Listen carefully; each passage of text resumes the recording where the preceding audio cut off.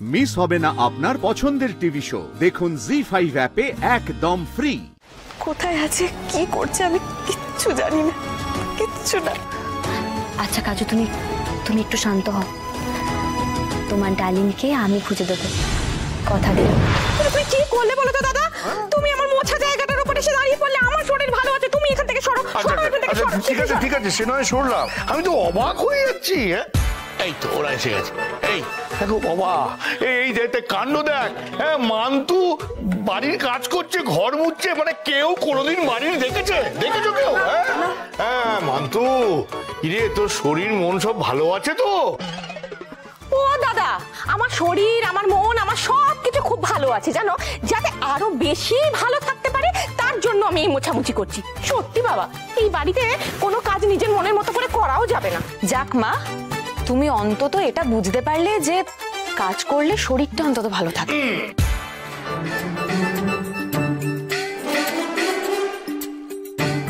এই শোন কাজু, এই বড়দের ব্যাপারে না ফুট কেটে কথা বলাটা তুই বন্ধ কর। সব ব্যাপারে তুই কেন কথা বলিস রে? আমি কাজ করছি কারণ আমাদের বাড়িতে, মল্লিক বাড়িতে আমার গুরুদেব পদার্পণ করবেন।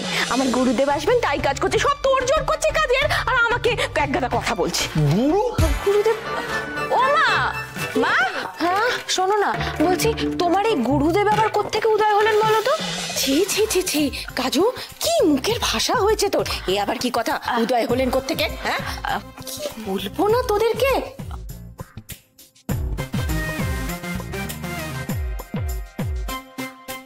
মা, আমারও না একই প্রশ্ন। আমি কিন্তু আগে তোমাকে এত আশ্রমে যেতে দেখিনি, এখন একটু বেশি আশ্রমে যাচ্ছ তুমি। তাছাড়া এই কয়েকদিনে এই গুরুদেবের সাথে এত ভালো সম্পর্ক হয়ে গেল তোমার, বাড়িতে চলে আসবে। তুই কি বলছিস বল তোমাকে? কি কথা বলছিস বাবা? পরবর্তী দেখো কি বলছে, দেখো। আচ্ছা আচ্ছা ঠিক আছে চুপ কর তো ঠাকুরজি। গুরুদেব আসবেন ঠিক আছে, তার কিন্তু ঠিক মতো দেখভাল করতে হবে। তিনি যেন কোনো কারণে আমাদের প্রতি রুষ্ট না হয়। মা, সেটাই তো সমস্যা। দেখভাল করতে গেলে টাকা লাগবে, আর সেটাই আমাদের নেই। তো কি করে সেটা হবে? এক্সট্রা টাকা তো নেই আমাদের। সেটা তো ঠিক কাব্যবাবু, কিন্তু অতিথি তো নারায়ণ, বলুন। যা খাবার দাবার আছে আমরা সেই সব দিয়ে কিছু একটা করে নেব, অসুবিধা তেমন হবে না, আমি দেখে নেব। তোরা এখান থেকে ওদিকে যা তো। আমি যত কষ্ট করে মুছলাম জায়গাটা, সবাই পা দিয়ে দিয়ে নষ্ট করে দিল। বড় বৌদি একটু কষ্ট করে দিদি। কাব্য যা যা যা, কাব্য যা।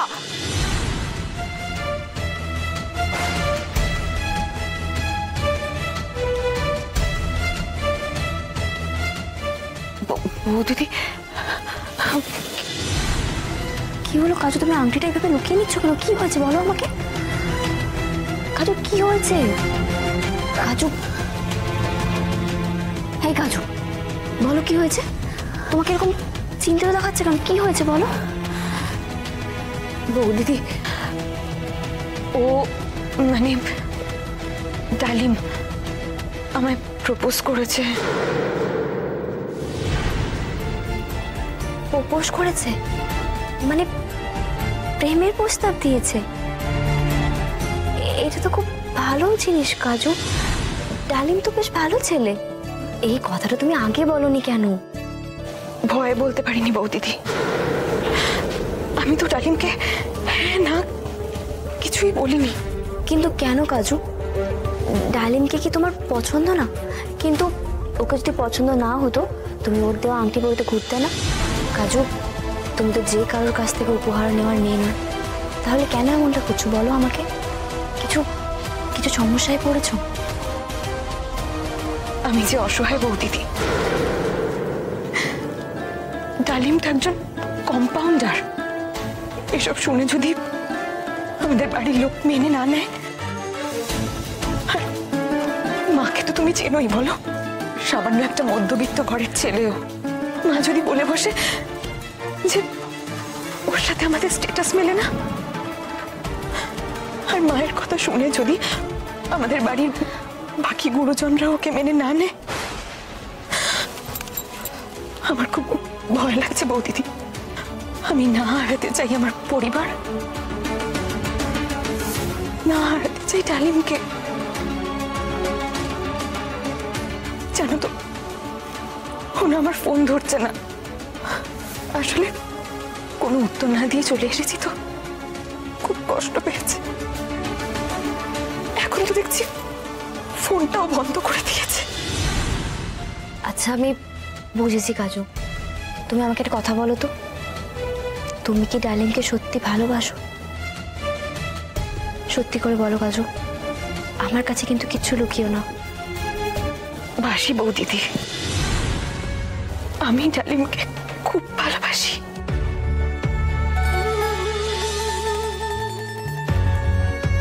কিন্তু আমাদের বাড়ির লোকজন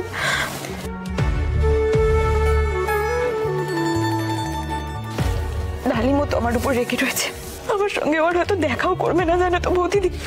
কোথায় আছে, কি করছে আমি কিচ্ছু জানি না, কিচ্ছু না। আচ্ছা কাজু, তুমি একটু শান্ত হও।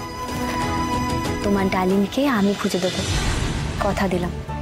কিন্তু তার আগে তোমাদের দুজনকেই ঘটক দিদি স্পেশাল একটা পরীক্ষা দিতে হবে।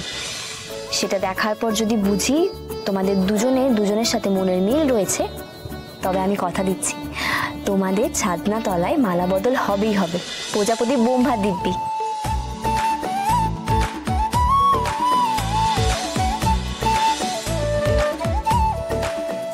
সত্যি বৌদিদি? একদম সত্যি, সত্যি সত্যি সত্যি, 3 সত্যি। তোমার মনে নেই, সিটি থেকে শিলিগুড়ি বিয়ে দিতে যা নেই জুড়ি, তার নাম ঘটক দিদি।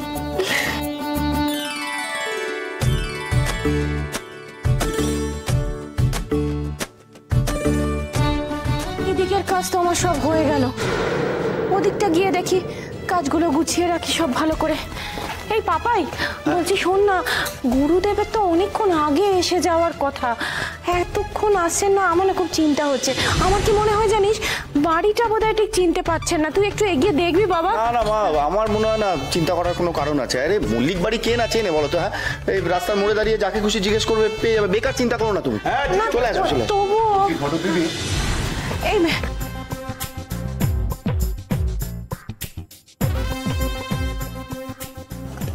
হ্যাঁ বলুন। বলছি যা হচ্ছে হোক, আমি কাজে বেরোচ্ছি। আশা করছি আসার পর যেন ঋষিমুনি যাদের কথা বলেছে তারা চলে গেছে।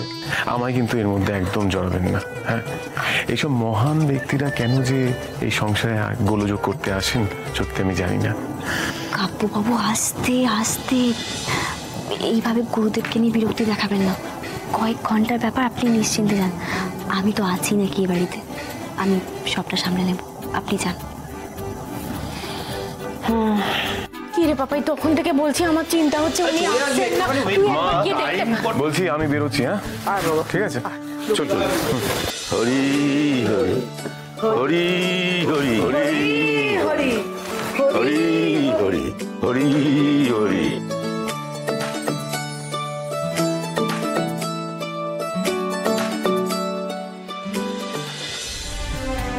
জি5 ডাউনলোড করুন আর সব এপিসোড দেখুন একদম ফ্রি।